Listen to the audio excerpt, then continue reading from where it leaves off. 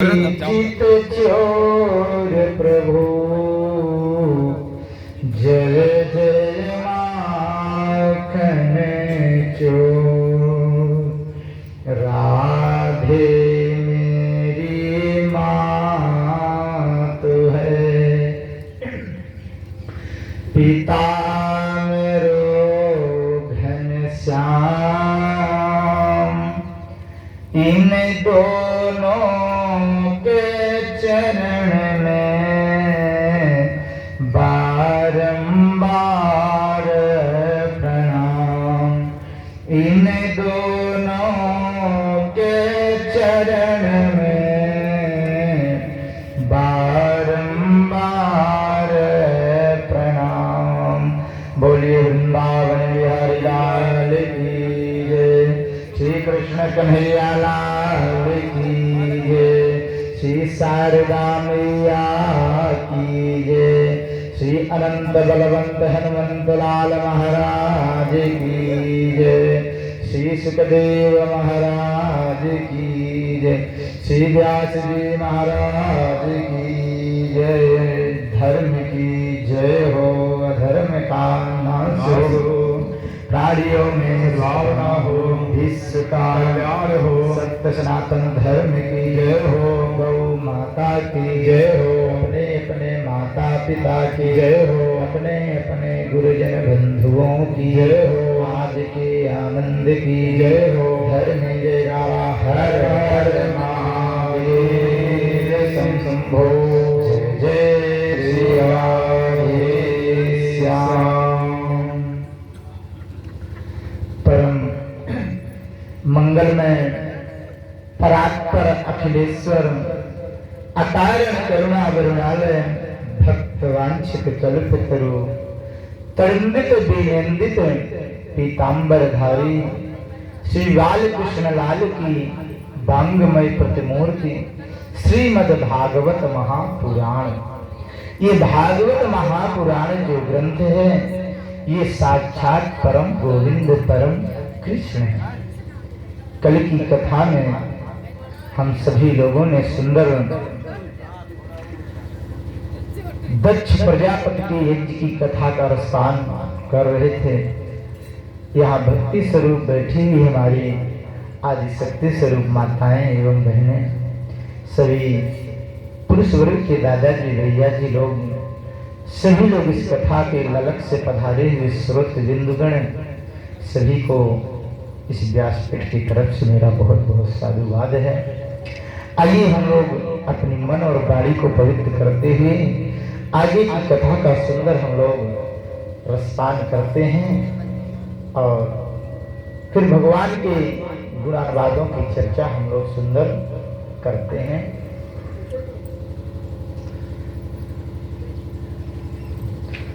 कृष्ण गोविंद गोपाल गाते चलो, कृष्ण गोविंद गोपाल गाते चलो, कृष्ण गोविंद गोपाल गाते चलो, कृष्ण गोविंद गोपाल गाते चलो, कृष्ण गोविंद गोपाल गाते चलो, कृष्ण गोविंद गोपाल गाते चलो।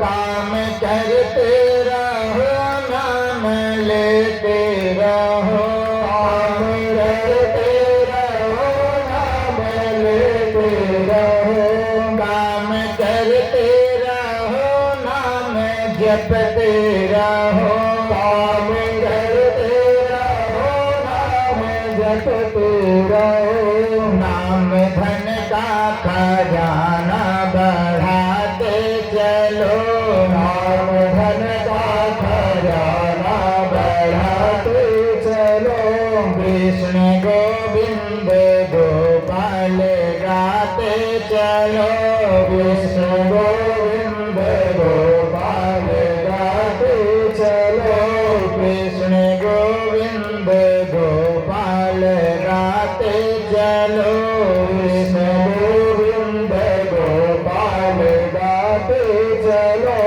देखे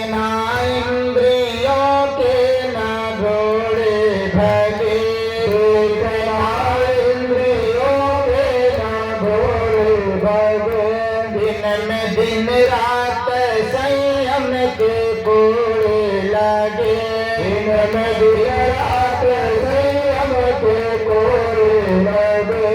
अपने रथ को सुमार्ग चलाते चलो, अपने रथ को सुमार्ग चलाते चलो। कृष्ण गोविंद गोपाल गाते चलो, कृष्ण गोविंद गोपाल गाते चलो। कृष्ण गोविंद गोपाल गाते चलो, कृष्ण गोविंद गोपाल गाते चलो। याद आएगी प्रभु को कभी ना कभी, याद आएगी प्रभु को कभी ना कभी, याद आएगी प्रभु को कभी ना कभी, याद आएगी प्रभु को कभी ना कभी। ऐसा विश्वास मन में जगाते चलो, ऐसा विश्वास मन में जगाते चलो। कृष्ण गोविंद गोपाल गाते चलो, कृष्ण गोविंद गोपाल गाते चलो।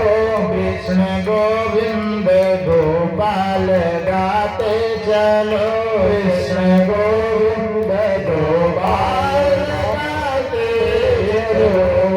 कृष्ण कन्हैया लाल की जय। श्री भागवत महापुराण की जय। धर्मी विकारा हर हर महादेव शंभो।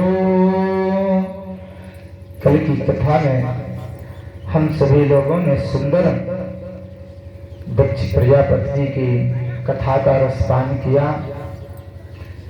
भागवत जी ने लिखा है, अथ तम सर्वभूतानां हितपद में सुकृतालयम् श्रुतानुभावं शरणं ब्रजभावेन भामिनो।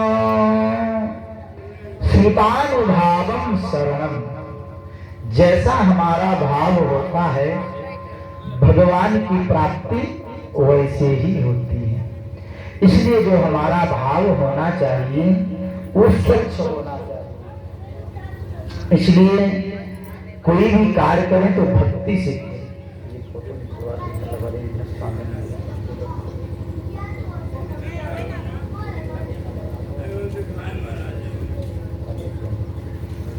बोले वृंदावन बिहारी लाल की जय। सुंदर कर हम लोगों ने प्रहलाद जी महाराज अपनी माँ को उपदेश दिए। देवहूति माता अपने पुत्र का उपदेश सुन करके और गदगद हो गए। ये माता पार्वती जी के बारे में तो सभी जानती ही हैं। एक बार दक्ष प्रजापति जी ने सुंदर यज्ञ करवाया। यज्ञं सत्यज्ञ पुनः काले कालमेश्वर मूर्तिना जाते गुण व्यति करे यथा पूर्वम प्रजापय। ये जो भोले बाबा जी हैं ये दक्ष प्रजापति जी के दामाद जी हैं। दक्ष प्रजापति जी ने यज्ञ शुरू करवाया, सबको निमंत्रण दिया, लेकिन भोले बाबा को निमंत्रण नहीं दिया। जब भोले बाबा जी को निमंत्रण नहीं मिला तो माता पार्वती जी बैठी थी, भोले बाबा से कहती हैं, स्वामी जी आप बताइए, आपके ससुर के यहाँ बहुत बड़ी यज्ञ हो रही है और आपको निमंत्रण नहीं आया। देखिए कहने का भाव है, आजकल की माताएं होती हैं तो क्या कहती हैं, अरे हमारे मायके में इतनी बड़ी यज्ञ हो रही है। लेकिन माता पार्वती जी ने मायके का नाम नहीं लिया। सोचिए अगर मैं मायके का नाम लूंगी तो इनको लगेगा कि देवी जी अपने मायके का पक्ष ले रही हैं। तो कहते हैं कि आपके ससुर जी ने इतनी बड़ी यज्ञ किया है और आपको निमंत्रण नहीं आया। बोले बाबा जी, बोले देवी, एक दिन आपके पिताश्री बहुत बड़ा सभा में सभी अपने बड़े बुजुर्गों का और सभी मेहमानों का निमंत्रण दिया था और उस निमंत्रण में मैं भी गया था और इस बीच सभा में मैं बैठा था, सभी लोग ब्रह्मा विष्णु महेश सभी लोग बैठे थे, तो मैंने भी बैठा था। लेकिन आपके पिताजी आए, पता नहीं किस मोड़ पर थे और मैं खड़ा नहीं हुआ, तो वो भी मेरा पैर नहीं छुए। जब मेरा पैर नहीं छुए तो मैं भी उनसे कोई मतलब ही नहीं था कि भाई कोई बात होगी। इसलिए भोले बाबा जी के ऊपर दक्ष प्रजापति जी नाराज हो गए। अरे इस काले कलूटे दामाद को देखो तो सही, अरे मैं आया और मुझे देख करके ये खड़ा नहीं हुआ। दक्ष प्रजापति जी नाराज हो गए। इसमें तो लिखा है रजसा कुंठ मनसः कामात्मानो जितेंद्रियः। ये जो 10 इंद्रियां हैं इनको अपने बस में करना चाहिए। 5 कर्म इंद्रियां, 5 ज्ञान इंद्रियां, इसलिए अपने इंद्रियों को कंट्रोल में करना चाहिए। और दक्ष प्रजापति जी सबको निमंत्रण दिए, सभी लोग जा रहे थे। आकाश मार्ग की ओर से माँ पार्वती जी ये सब देख रहे थे। माता पार्वती जी भोले बाबा जी के पास गई और जा करके भोले बाबा जी से बैठ करके थोड़ा सा हाल चाल पूछती हैं और जा करके भोले बाबा जी का चरण दबाने लगती हैं। ये माताएं बड़ी होशियार होती हैं। जिस दिन इनको मायके जाना होता है, ये उस दिन अपने पतियों की बड़ी सेवा करती हैं और बड़ा सुंदर भोजन प्रसाद बनाकर खिलाती हैं, क्योंकि इनको कुछ जब लेना होता है मार्केट से या तो मायके जाना होता है, तभी ये बड़ा प्रेम से बोलती हैं और अपने पतियों की बड़ी सेवा करते हैं। भोले बाबा जी समझ गए। भोले बाबा जी पार्वती जी से बोले, क्या बात है दीदी, आज बड़ी प्रसन्न हो, बड़ा चरण दबा रही हो, आज तक तो आपने ऐसा नहीं किया, कुछ तो दाल में काला है। माता पार्वती जी बोली, बाबा जी ऐसी कोई बात नहीं है, आप कहिए तो मैं आपके लिए भांग घोट करके ला दूं। बोले बाबा जी बोले, देवी आज कुछ ज्यादा भांग घोट रही हो, क्या बात है। शासन सिद्ध्यत पुनः काले काले ना सर्वमूर्तिना यद भोले नमस्तुभ्यं नमः शिवाय नमः शिवाय। भोले बाबा जी बोले, क्या बात है देवी, सच सच बताओ। माँ पार्वती जी भोले बाबा से बोले, स्वामी जी ये माताओं का बड़ा संबोधन शब्द है और मैं कोई बनावटी बात नहीं बता रहा हूँ। किसी का पति पत्नी में बहुत झगड़ा हो रहा हो तो कितना भी बाहर से पति क्रोध में जब घर में आए तो पत्नी बड़े प्रेम से बोले, स्वामी जी आज आप बड़े थके हुए लग रहे हैं। अगर इस सत्य को बोल करके पत्नी बुलाती है तो पति चाहे कितना भी क्रोध में हो उसका क्रोध शांत हो जाता है। और अगर पत्नी कितना भी क्रोध में हो, सभी लोग जो पुरुष वर्ग के लोग हैं जब भी वो आए घर में तो अपनी पत्नी को देवी जी बोले, क्या बात है देवी, आज बड़ी नाराज दिखती हो। देखिए उनका पति पत्नी में कभी झगड़ा नहीं होगा। आज ये पार्वती मैया भोले बाबा को सुंदर चरण दबा के कहती हैं, स्वामी जी आपके ससुर जी के यहाँ बहुत बड़ी यज्ञ हो रही है और आप चलेंगे नहीं क्या। भोले बाबा जी बोले, देवी आप जानती हो बिना बुलाए अपनी बेटी को अपने पिता के घर भी नहीं जाना चाहिए, शास्त्र कहता है। इसलिए मेरा निमंत्रण नहीं आया है तो मैं नहीं जाऊंगा और आप भी मत जाना। लेकिन माताओं को तो मायका इतना प्यारा है कि निमंत्रण से उनको लेना देना नहीं होता, उनको तो जाना है तो जाना। माता पार्वती जी बोली, स्वामी जी आपके ससुर जी भूल गए होंगे, कोई व्यवस्था ऐसी ना रही होगी जिसमें वो उलझ गए होंगे, आप चलिए जरूर। तब भोले बाबा जी याद दिलवाते हैं माता पार्वती से, बोले देवी आपको याद है जिस दिन हमारा आपका विवाह ब्रह्मा जी करवा रहे थे तो क्या बोले थे कि बावांग माया मितदातदीयं जगाधिकन्या प्रथमं चतुर्थम। आपको मालूम है पंडित जी विवाह के समय 7 वचन बताए थे, जिसमें चौथा वचन था कि अपने पिता के घर भी तुम बिना बुलाए नहीं जाओगी। अगर बिना बुलाए जाओगी वहां पर आपका अपमान होगा।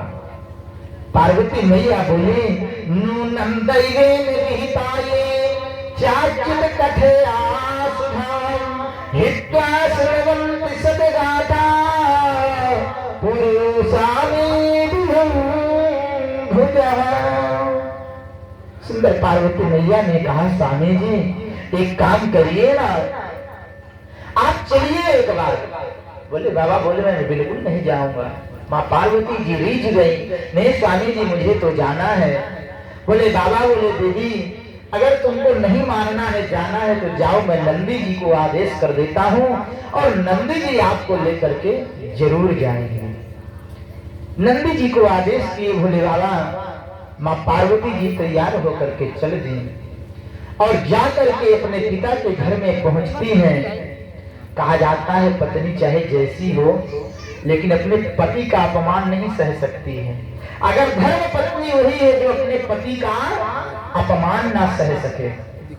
जब माँ पार्वती जी वहां पर पहुंची तो सब देश देश के राजा और सभी और भी उनके दामाद आए हुए थे दक्ष प्रजापति के, लेकिन भोले बाबा का पूरी यज्ञ में कहीं भी स्थान नहीं था।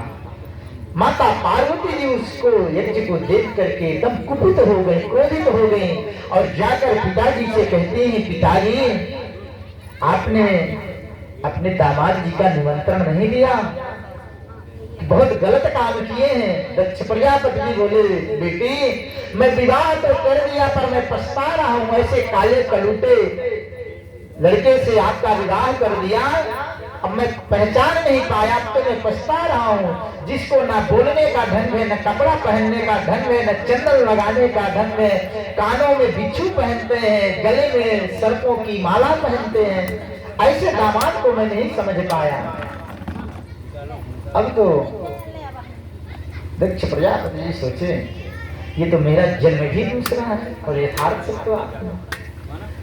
अब वहां पर माँ पार्वती जी कुपित होकर के कहती हैं, मैं अपमान नहीं सह सकती हूँ, आप भोले बाबा का स्थान नहीं दिए हैं, मैं अभी इसी तुरंत जलती हुई अग्नि कुंड में कूद जाऊंगी। और इतना कह करके माँ पार्वती जी इसी जलते हुई अग्नि कुंड में कूद देंगे। पूरे यज्ञ में हाहाकार मच गया।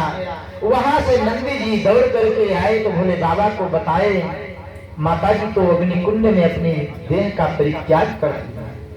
तुरंत भोले बाबा जी गुस्से में आकर के अपनी बाल का उखाड़ के एक जटा जमीन पर पटके उससे वीरभद्र जी प्रकट हो गए। बोले वीरभद्र महाराज की। वीरभद्र जी को तुरंत आदेश दिए, भोले बाबा जाओ उस दक्ष प्रजापति का सर आप कलम कर दो। तुरंत वीरभद्र जी गए और दक्ष प्रजापति के सर को काट दिए। जो भी वहां यज्ञ में लोग बैठे थे सबको मारने लगे, पीटने लगे, किसी को यज्ञ कुंड में डालने लगे, यज्ञ को विध्वंस कर दिए। अब भोले बाबा जी भी यहाँ से गए। भोले बाबा देखे तो अग्नि जल रही थी, माँ पार्वती जी की शरीर जल रही थी। भोले बाबा जी तुरंत माँ पार्वती जी को उठा करके और सुंदर अपने कंधों में लेकर वहां से चल दिए।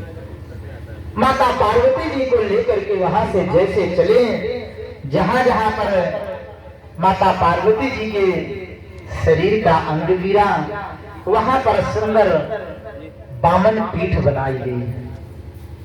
माता पार्वती जी की जो ये शरीर है ये बामन जगह पर गिरी है और बामन शक्ति पीठ बनी हुई है।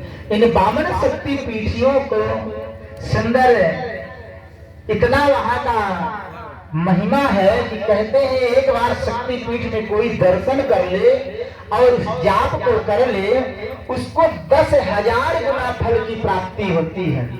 किसी को तंत्र मंत्र की साधना सीखनी हो वो सीधे कामाख्या जी चले जाए, आसाम में है, हम लोग वहां जाते हैं, यज्ञ करवाते हैं, वहां पर जाए, तंत्र मंत्र आप 1 महीने में सीख जाएंगे। तो मेरा कहने का मतलब है ससुर तो ससुर ही होते हैं। भोले बाबा जी को बाद में पछतावा हुआ, तुरंत भोले बाबा जी अपने ससुर जी को बकरे का सर लगा करके उनको पुनः जीवित कर दिए।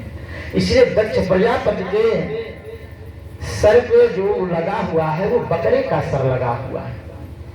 वैसे तो शरीर में जब शरीर को बनाते हैं भगवान, तो शरीर की उत्पत्ति के साथ ही उस शरीर के नष्ट होने के विधान पूर्व में ही निश्चित हो जाते हैं। मनुष्य के 5 जीव माँ के गर्भ में ही निश्चित हो जाते हैं। भगवान विधाता जी वो पहले से ही लिख देते हैं। क्या क्या कहते हैं? 5 चिंता पंचयतान संसयिते गर्भायुष्ठैतदेहिनो। क्या क्या है? आयुर्कर्म च वृत्तं च विद्या निधनमेव च। आयु और उसके कर्म कैसे होंगे, उसकी वृत्ति कैसी होगी, उसकी विद्या कैसी होगी, उसका निधन कब होगा, ये प्रभु उसी समय लिख देते हैं। वो सब पहले से लिखा होता है, क्योंकि कर्म के अनुसार ही मनुष्य को शरीर मिलता है। जैसा आप कर्म करेंगे, भगवान के प्रति आपकी जैसी निष्ठा होगी, वैसे ही आपको फल की प्राप्ति होगी। सुंदर यहाँ पर वामन शक्ति पीठों का वर्णन किए। शंकर जी नारायण का स्तुवन करके सती के देह को, जहाँ जहाँ देह उनका शरीर गिरा है, वहाँ वामन शक्ति पीठ बनाए हैं।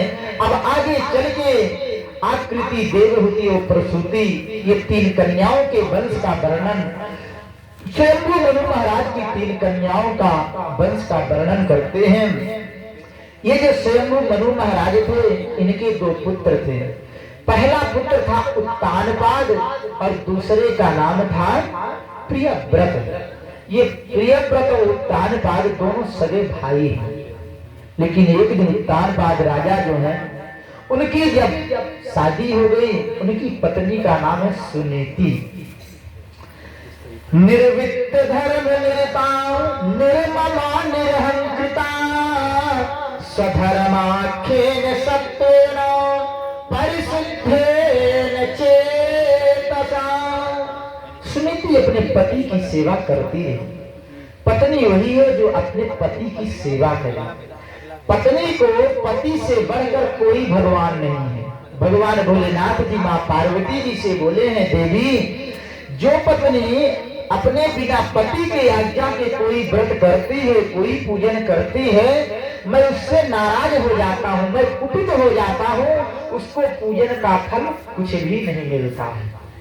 इसलिए आप लोग ध्यान पूर्वक सुन ले माताएं, आप जो भी कोई व्रत उठाएं, पूजन करें, अपने स्वामी जी से, अपने पति देव जी से पूछ करके करिए, क्योंकि पति से बढ़ करके पत्नी के लिए कोई देवता नहीं है। तभी तो पति बेचारे इतना पुण्य का काम करते हैं और पत्नियों के खाते में आधा पुण्य बिना कुछ किए चला जाता है। इसीलिए चला जाता है, जो पत्नी बेचारी अपने पतियों की सेवा करती हैं, अपने पति को परमेश्वर मानती है।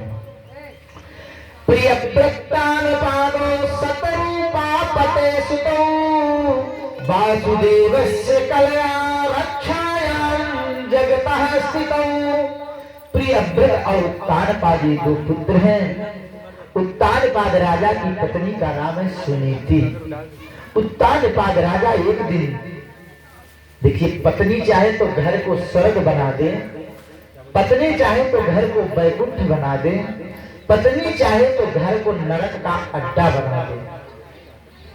हकीकत में अगर पूछा जाए तो घर को गृह नहीं कहा गया है, माताओं को ही गृह कहा गया है, गृहिणी कहा गया है। इसमें तो लिखा है, ना गृहम गृह मिथ्याहु गृहिणी गृह मुच्यते। ये गृहिणी कौन है? यही माताएं हैं। जिस घर में देखिए माताएं रहती हैं, वो घर सुंदर हरा भरा होता है। पति कितना भी धन कमा ले, लेकिन उसको संचित करने के लिए पत्नी का ही रहना आवश्यक है। बिना माताओं के घर सजा नहीं जाया सकता है। उसको सजाने के लिए माताओं का होना अति आवश्यक होता है। ये सुनीति के साथ उत्तानपाद राजा रहते हैं। एक दिन उत्तानपाद राजा जंगल में गए सुंदर घूमने के लिए। वहां पर उन्होंने एक कौतूहलवश एक स्त्री को देखा और उस स्त्री को देखे तो देखकर उत्तानपाद राजा मोहित हो गए और उस पत्नी से जाकर उसको प्रेम में फंसा लिया और उसको अपने घर में लाए। जैसे लाए, उसका नाम है सुरुचि। पहली पत्नी का क्या नाम है? सुनीति। जो दूसरी पत्नी को उत्तानपाद राजा लाए हैं उसका नाम है सुरुचि। जैसे सुरुचि घर में आई, उत्तानपाद राजा से बोली, राजन ये कौन है? उत्तानपाद राजा बोले, देवी ये हमारी पहली पत्नी है, सबसे बड़ी पत्नी है। तो सुरुचि कहती है, अगर इसको आप रखेंगे तो मैं आपके साथ नहीं रह सकती। लेकिन उत्तानपाद राजा की बुद्धि समाप्त हो गई। उन्होंने अपनी पहली पत्नी का परित्याग कर दिया और सुरुचि को घर में रहने। और जिस समय पहली पत्नी सुनीति का त्याग किए, वो गर्भवती थी, उनके पेट में बच्चा था, 3 महीने का बालक था। उत्तानपाद राजा सुरुचि के साथ में रहने लगे। लेकिन जब 9 महीने बाद सुनीति ने उस बालक को जन्म दिया, इतना होनहार बालक है, होनहार वीरवान के होठ चीकने पात। तो सुंदर उत्तानपाद राजा उस बालक का नाम रख दिए ध्रुव जी। बोले ध्रुव जी महाराज की। लेकिन रहते सुरुचि के साथ नहीं। जैसे 5 वर्ष के ध्रुव जी महाराज हुए, एक दिन ध्रुव जी महाराज अपनी इच्छा अनुसार अपने पिता की गोदी पर बैठने जा रहे थे। ऊंचे सिंहासन पर उत्तानपाद राजा बैठे थे। तो ध्रुव जी महाराज खेलते खेलते गए तो पिताजी से बोले, पिताजी आज मैं आपकी गोदी में बैठना चाहता हूं। उत्तानपाद राजा जैसे हाथ बढ़ा के ध्रुव जी को उठाने का प्रयास किए, सुरुचि दौड़ करके आई, ध्रुव जी को खींच करके नीचे उतार दिया। क्योंकि सौतेली माँ तो सौतेली ही होती है। ध्रुव जी महाराज रोने लगे। सुरुचि ध्रुव जी से कहती है, देखो जितना तुमको पिता का प्रेम लगता है उतना एक माँ का भी प्रेम होता है। आपका जितना पिता का होना इनके लिए जरूरी था, उतना मेरी माँ का भी बनना जरूरी था। अगर मेरे गर्भ से तुम जन्म लेते तो पिता के गोद में बैठने का अधिकार था। ध्रुव जी महाराज रोते हुए अपनी माँ सुनीति के पास गए। जाकर सुनीति माता से बोले, मैया क्या मेरे ये पिताजी नहीं हैं? आज मैं गोदी में चढ़ने के लिए जा रहा था और ये सुनीति के गर्भ से जन्म लेने के कारण ये सुरुचि माँ मुझे चढ़ने नहीं दिया। सुनीति भी रोने लगी। रो करके ध्रुव जी को गले लगाकर कहती है, बेटा ये बेटा सुचो पुत्रा मंकमारो पिलालयं उत्तमं नारुक्षन्तम् ध्रुवं राज्याभ्यनंदनो। ध्रुव जी महाराज रोकर बोले, मैया मुझे पिता का सुख नहीं लिखा है। ये सौतेली माना, सौतेली तो सौतेली होती, चाहे कितना भी प्रेम करे। ध्रुव जी महाराज को गले लगाकर सुनीति माता ने कहा, बेटा एक काम करो, तुम जंगल में चले जाओ। तुमको जंगल में जाकर भगवान का भजन करो और भगवान जब प्रकट हो जाएंगे तो भगवान से आज्ञा मांगना, वही तुम्हारे पिताजी के गोद में बैठने का तुमको रास्ता बताएंगे। ध्रुव जी महाराज बोले, मैया भगवान रहते कहाँ है, मुझे स्थान का पता बता दो, मैं भगवान को जरूर खोज करके प्रसन्न करूंगा। सुनीति माता ने ध्रुव जी से कहा, बेटा भगवान हर जगह व्याप्त है, वो तो यत्र सर्वत्र विजय पत्र हर जगह रहते हैं। ध्रुव जी वहां से चल दिए। माँ की आज्ञा के कारण ध्रुव जी महाराज आज जंगल की ओर जा रहे हैं। जैसे घर से कुछ दूर निकले, बालो सिबत तन्मात्मा मन्ने स्पीर संभृतम नूनम वेदे भवान्यस्या दुर्लभे मनोरथा। रास्ते में नारद जी आ रहे थे, श्रीवन नारायण करते हुए। ध्रुव जी महाराज को नारद जी देख कर गए तो रोक लिए, कौन हो बेटा?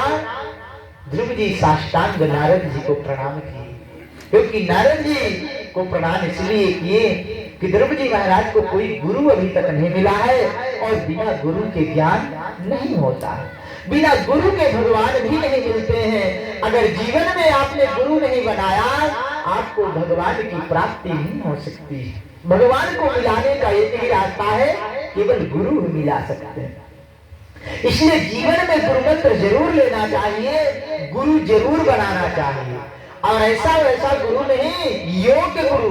गुरु का मतलब होता है, गु का मतलब अंधकार और रू का मतलब प्रकाश। जो अंधकार से मुझे प्रकाश की ओर ले जाए, वही हमारे सच्चे गुरु होते हैं। इसलिए योग्य गुरु जीवन में जरूर बनाना चाहिए और प्रयास करें कि ऐसा गुरु बनाए जो कुछ दिन तक रहे। ऐसा नहीं आज आप गुरु मंत्र लें, साल 2 साल बाद गुरु जी वैकुंठवासी हो जाएं। ये प्रयास है कि कुछ दिन तक मुझे गुरु का आशीर्वाद, उनका दर्शन मिलता रहे। ऐसे गुरु हमेशा बनाना चाहिए और योग्य गुरु भी बनाना चाहिए। एक गुरु जी थे, शिष्यों को तो विचारों को गुरु जी के ऊपर बड़ा विश्वास होता है और शिष्य लोग गुरु जी को मानते भी बहुत है और मानना भी चाहिए। गुरु साक्षात परब्रह्म तस्मै श्री गुरुवे नमः। एकम नित्यम विमलमचलम सर्वभी साक्षिभूतान भावातीतम त्रिगुण सहितम सतगुरुम तम नमामि। जीवन में सच्चा गुरु जरूर होना चाहिए। एक बार एक गुरु जी थे, तो शिष्य बेचारे तो होते हैं, सेवा करते हैं। देखिए गुरु भी लालची नहीं होना चाहिए। अगर गुरु लालची मिल गया, केवल इस लालच से वो गुरु मंत्र देता है कि मैं चेले का केवल धन छीनता रहूं, वो गुरु तो खुद ही बीच रास्ते में अपना जीवन खराब कर लेता है और दूसरे का भी जीवन खराब कर देता है। गुरु जी रात्रि को विश्राम चेला के घर में कर रहे थे, तो चेला गया तो भोजन करने के बाद गुरु जी का चरण दबाने लगा और रात्रि को 11 बज गए। अब शिष्य बेचारा चरण दबा रहा है, गुरु जी को नींद लग गई, गुरु जी के खर्राटे बजने लगे। तो शिष्य सोचा अब तो गुरु जी सो गए हैं, मैं भी जाऊं सो जाऊं। तो जैसे शिष्य चरण छोड़कर जाने लगा, तो गुरु जी की पुनः नींद खुल गई। गुरु जी बोले, बेटा कहाँ जा रहे हो? शिष्य बेचारा पुनः वापिस आकर के पुनः चरण दबाने लगा। रात्रि को 2 बज गए, चरण दबाते दबाते गुरु जी को नींद लग गई। गुरु जी पुनः खर्राटे बजाने लगे। शिष्य सोचा गुरु जी सो गए हैं, अब मैं भी जाऊं सो जाऊं, थोड़ा आराम कर लूं। लेकिन जैसे शिष्य जाने लगा तो गुरु जी की पुनः नींद खुल गई। गुरु जी बोले, बेटा कहाँ जा रहे हो? शिष्य पुनः वापिस आ गया, पुनः चरण दबाने लगा। तो गुरु जी पूछते हैं, बेटा तुम कितने भाई हो? शिष्य बोला, गुरु जी मैं 4 भाई हूं। बोले ठीक है। चरण दबाते गया, रात्रि को 3:30 बज गए। गुरु जी सो गए, खर्राटे ले रहे हैं। शिष्य सोचा गुरु जी अब सो गए हैं, अब मैं भी जाऊं सो जाऊं। शिष्य पुनः चरण छोड़कर जाने लगा, तो गुरु जी की पुनः नींद खुल गई। गुरु जी बोले, बेटा कहाँ जा रहे हो? शिष्य पुनः वापिस आ गया। अरे गुरु जी जग गए, पुनः चरण पुनः पैर दबाने लगा। सुबह 5 हो गई, 5 बज गए। भोर में गुरु जी सो गए। शिष्य सोचा अब तो सुबह हो गई, अब मैं जाऊं, अब मैं भी कुछ विश्राम कर लेता हूं। लेकिन जैसे चरण छोड़ करके जाने लगा, गुरु जी की पुनः नींद खुल गई। तो गुरु जी जो 2 बजे रात्रि को प्रश्न कर रहे थे, बेटा तुम कितने भाई हो, वही प्रश्न गुरु जी सुबह 5 बजे पुनः कर रहे हैं, बेटा तुम कितने भाई हो? शिष्य बोला, गुरु जी मैं 3 भाई हूं। बोलो क्यों? अभी तक तो तुम बोल रहे थे कि मैं 4 भाई हूं। शिष्य बोला, गुरु जी आप रात भर ऐसे ही चरण दबाएंगे तो 3 ही भाई बचेंगे, मैं तो बचूंगा ही नहीं। जब सोने को नहीं मिलागे तो मैं कितने दिन तक जीवित रहूंगा? इसलिए पहले से ही बता देता हूं कि 3 ही भाई। तो मेरा कहने का भाव है, गुरु को लालची नहीं होना चाहिए। गुरु वही है जो शिष्य को समझे। अगर शिष्य किसी परिस्थिति में फंसा हुआ है, गुरु का ये हक बनता है कि सारा अपना काम छोड़ करके पहले शिष्य के घर पहुंचे और शिष्य को आशीर्वाद दे। आज वही नारद जी को भी लगा है कि मुझे भी कोई सच्चा शिष्य मिल जाए, क्योंकि ना तो सच्चे शिष्य मिलते हैं ना सच्चे गुरु ही मिलते हैं। गुरु जी भी आजकल लालची हो गए और गुरु के मन में तो लालच होना ही नहीं चाहिए। बोले वृंदावन बिहारी लाल की जय। हम हैं राम जी के राम जी हमारे हैं। हम हैं राम जी के राम जी हमारे हैं। हम हैं राम जी के राम जी हमारे हैं। हम हैं राम जी के राम जी हमारे हैं। हम हैं राम जी के राम जी हमारे हैं।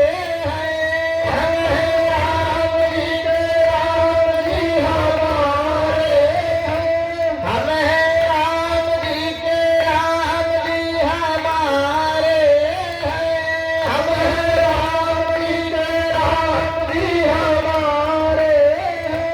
हम हैं राम जी के राम जी हमारे हैं। हम हैं राम जी के राम जी हमारे हैं। हम हैं राम जी के राम जी हमारे हैं। हम हैं राम जी के राम जी हमारे हैं। वो तो लक्ष्मण प्राण आधारे हैं। वो तो लक्ष्मण प्राण आधारे हैं।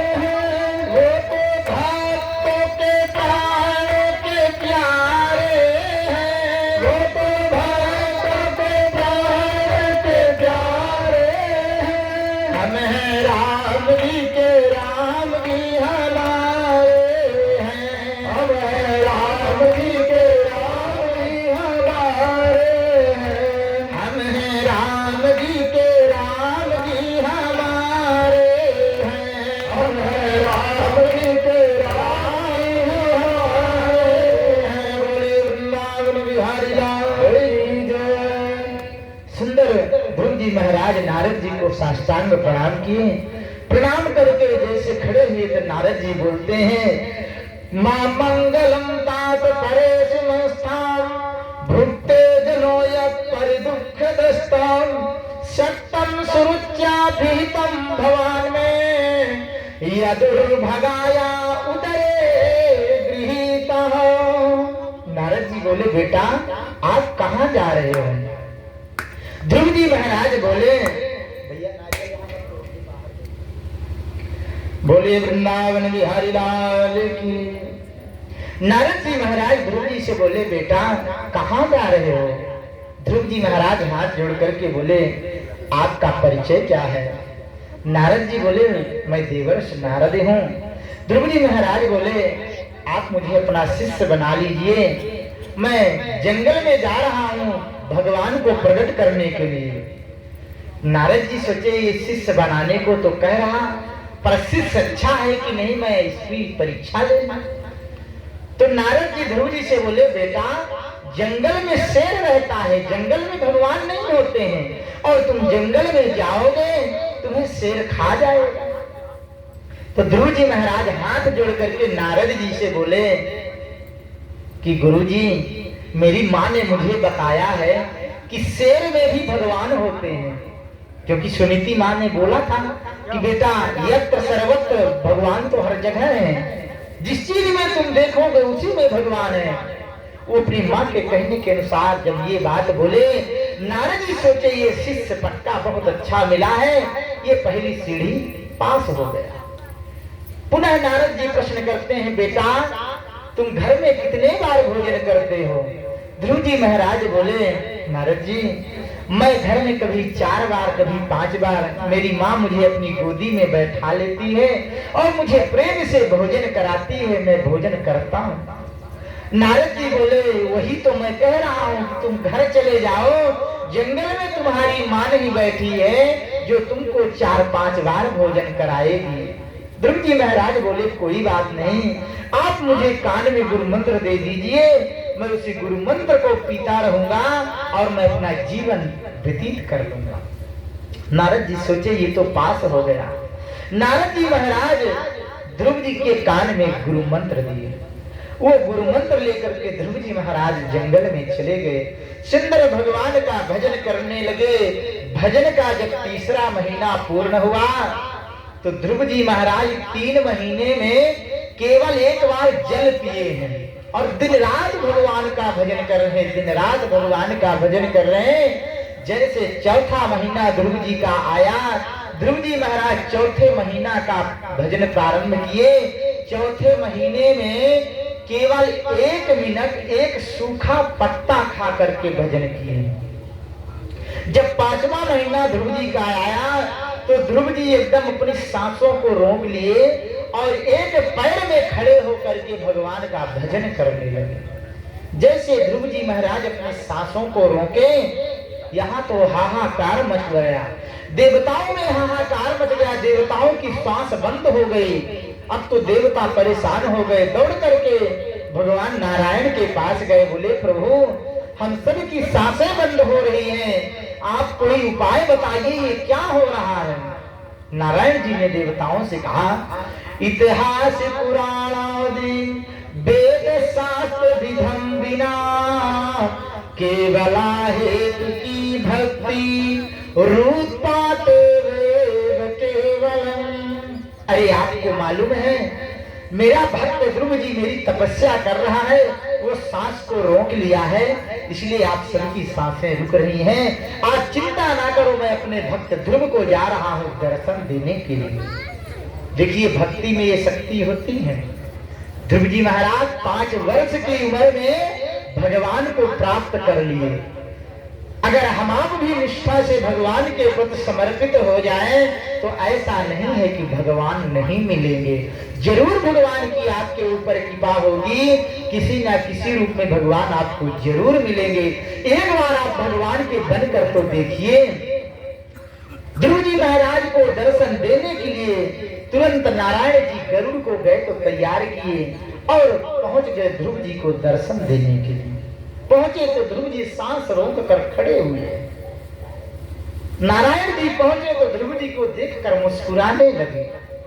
तो भागवत जी में लिखा है, त्रिरात्रांते प्राप्ते कपित्थ बदारसः आत्मा वृत्तानुसारेण मासं नित्ये चयन हरिम। ध्रुव जी के 5वें महीने में भक्ति करने पर सुंदर नारायण जी पहुंच गए, लेकिन ध्रुव जी कुछ बोल नहीं रहे हैं, ना तो मेरे प्रभु ही बोल रहे हैं। एक दूसरे को देखकर दोनों लोग मुस्कुरा रहे हैं। कितनी सुंदर झांकी है। सुखदेव जी महाराज राजा परीक्षित से कहते हैं, राजन ऐसी झांकी का दर्शन करिए। आज नारायण अपने भक्त को दर्शन देने पहुंचे हैं। ध्रुव जी महाराज दर्शन करके प्रभु का मुस्कुरा रहे हैं, लेकिन कुछ बोल नहीं पा रहे। नारायण जी भी कुछ नहीं बोले। 10 मिनट तक दोनों लोग खड़े रहे। 10 मिनट बाद नारायण जी ने ध्रुव जी को गले लगाकर बोले, अरे भक्त, आपने बड़ी कड़ी तपस्या किया है। ध्रुव जी महाराज हाथ जोड़कर बोले, प्रभु यही मेरी मन में एक आकांक्षा थी। मेरी माँ ने मुझे बताया था, आप जाओ भगवान का जंगल में भजन करना और आपको प्रभु मिल जाएंगे।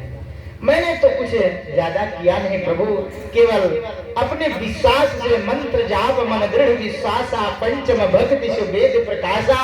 मैंने इसी विश्वास पूर्वक में अपने गुरु मंत्र का जाप किया और आप मुझे दर्शन दिए, आपकी महती कृपा हुई। नारायण जी ध्रुव जी को बुला करके बोले, बेटा मेरे पास आओ। नारायण जी अपना शंख उठाए और ध्रुव जी के कपोल में गाल में लगा दिए। जैसे शंख का स्पर्श हुआ, ध्रुव जी को वेद वेदांत उपनिषद पुराणों का पूरा ज्ञान हो गया। ध्रुव जी महाराज कहते हैं, पंचमे मासुना प्राप्ते जित श्वासो नितात्मजः ध्यायन् ब्रह्मा पदैकेना तस्थाणान् चच्चुकः। अरे प्रभु, आपने बहुत बड़ी कृपा की है। अब सुंदर नारायण जी जैसे ध्रुव जी को आशीर्वाद दिए। ध्रुव जी से बोले, मांगो बेटा, क्या वरदान मांगना। ध्रुव जी बोले प्रभु कुछ मांगने की आकांक्षा नहीं है, आपने दर्शन दे दिया, बस मन में यही एक आकांक्षा थी कि मुझे प्रभु के दर्शन हो जाए। सुखदेव जी महाराज राजा परीक्षित से बोले राजन, अगर आप निष्ठा पूर्वक ये कथा का रसपान कर रहे हैं तो मैं आपको विश्वास से बता रहा हूं, आपकी मुक्ति जरूर होगी। आपको ये जो सांप का डर बना हुआ है, ये सांप आपका कुछ नहीं कर पाएगा। तक्षक नामक सर्प जो है ये भगवान के सामने जाएगा तो अपने आप को समर्पित कर देगा। सतम विविक्षन्तमतिद्वयम् हरिर्ज्ञातस्य सर्वस्य हृदि वस्थिता। ध्रुव जी बोले प्रभु अब मुझे एक ही आकांक्षा है कि मुझे कभी किसी चीज की मांगने की आवश्यकता ना हो, बस आप यही आशीर्वाद दे दीजिए। नारायण जी ने ध्रुव जी को आशीर्वाद दिया। मूकं करोतु वाचालं पंगुं लंघयते गिरिं यत्कृपां तमहं वन्दे परमानंद माधवम्। अगर भक्ति हो ध्रुव जी जैसे, प्रहलाद जी जैसे, तो भगवान जरूर आपको मिलेंगे। मीराबाई ने राणा जैसा पति पा करके इतना बड़ा, लेकिन वो उसमें खुश नहीं रहती है।